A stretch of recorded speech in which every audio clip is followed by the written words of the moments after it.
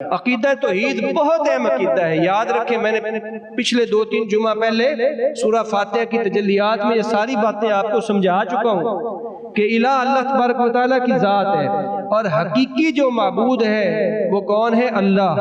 حقیقی پالنے والا کون ہے؟ وہ اللہ ہے۔ اور اگر آپ کسی بندے سے مدد لیتے ہیں یا کسی بندے سے کام لیتے ہیں یا کسی بندے سے کوئی فائدہ اٹھاتے ہیں تو یوں سمجھ کے اٹھایا کریں کہ حقیقی فائدہ دینے والی اللہ کی ذات ہے، اور یہ اللہ کے حکم سے یہ بندہ اگر اللہ چاہے گا تو یہ میرا فائدہ کرے گا، ورنہ یہ کچھ بھی نہیں کر سکتا۔ کیوں جی ایسا عقیدہ رکھیں گے نا؟ کیونکہ ہم یہ سوچتے ہیں کہ یار فلانا ایس پی فلاں کام کر سکتا ہے، یا ہمارے ذہن میں آتے ہیں فلانا سیاستدان فلاں کام، نہ ایسا کہنا بھی جو ہے خدا نخواستہ کہیں ہمیں شرک میں نہ لے جائے۔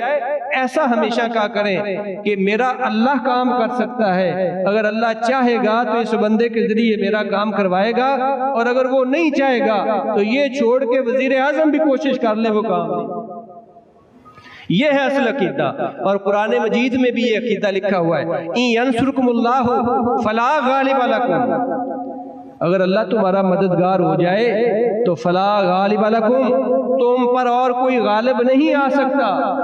اگر اللہ مددگار ہو جائے، یہ اللہ نے عقیدہ توحید سمجھا دیا، اِن يَنْصُرْكُمُ اللَّهُ فَلَا غَالِبَ لَكُمْ وَإِن يَخْذُلْكُمْ، اور اگر اللہ تمہیں چھوڑ دے، فَمَنْ ذَا الَّذِي يَنْصُرُكُمْ مِنْ بَعْدِهِ، کون ہے جو اللہ کے چھوڑنے کے بعد تمہاری مدد کر سکتا؟ کون ہے؟